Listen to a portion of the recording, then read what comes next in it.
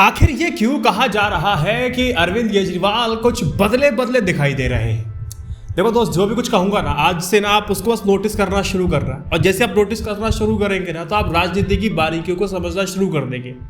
आज मैं आपको जो समझाऊंगा ना पॉइंटर्स में और Q&A के फॉर्म में समझाता हूँ। ये जो सारी जो बातें मैं आपको बताऊंगा ना, ये सारी पब्लिक डिस्कोर्स में बातें फैली हुई है। कहा जा रहा है कि राजनीति बदलने वाले खुद ही बदल गए। अन्ना आंदोलन से निकला आम आदमी पार्टी ने देश की राजनीति को बदलने का दावा किया था। ये बात बिल्कुल ठीक है, लेकिन हाल फिलहाल में आम आदमी पार्टी के सर्वे सर्वा और दिल्ली के मुख्यमंत्री अरविंद केजरीवाल जिस तरह से राजनीति कर रहे हैं वो काफी सारे लोगों को सवाल उठाने पर मजबूर कर देते हैं।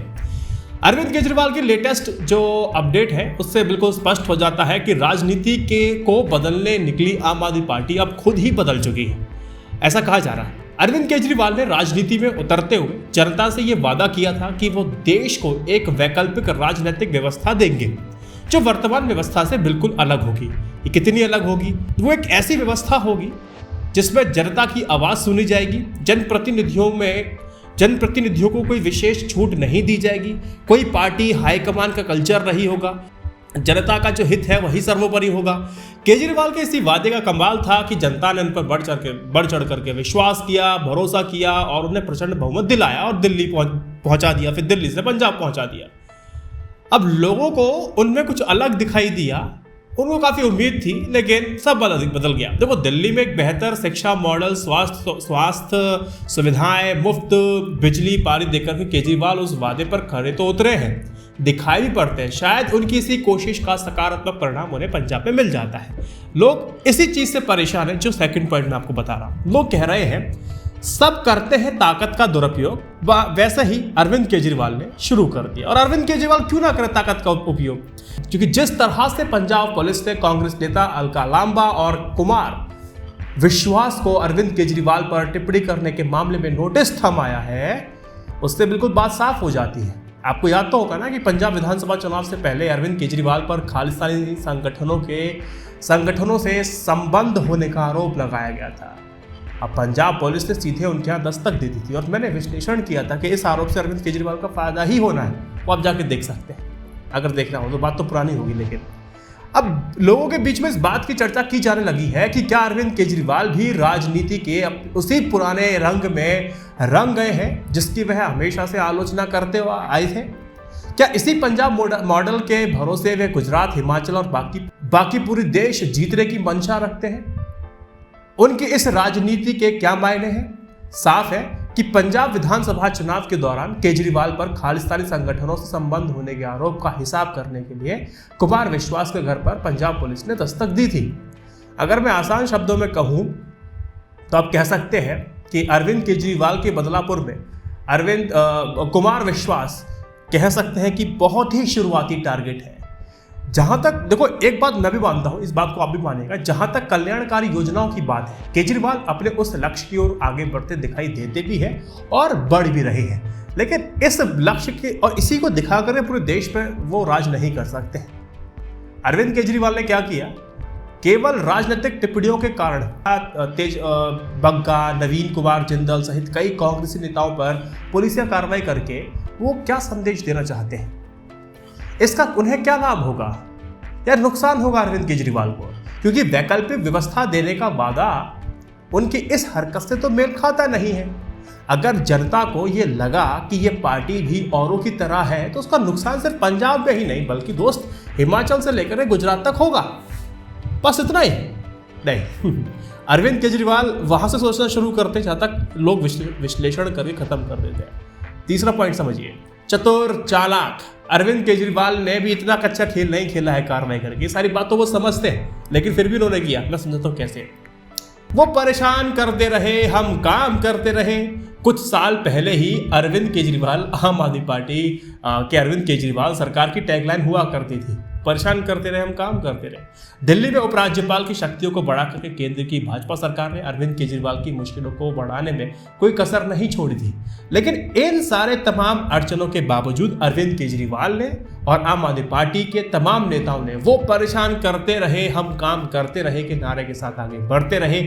ये सब बातें अरविंद केजरीवाल को एक जुझारू नेता के तौर पर तो दिखाती है, लेकिन 56 इंच सीने वाली फीलिंग नहीं देती है। तो अरविंद केजरीवाल ने एक तीर फेंका।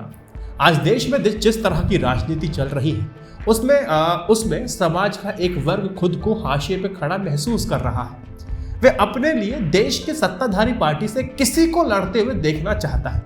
अरविंद केजरीवाल ने सोचा कि चलो ठीक है, इस तरह की कार्रवाई का क्या उस वर्ग जनता के उस वर्ग पर क्या असर पड़ेगा, क्या संदेश चाहता है, वो हम देखना चाहते हैं।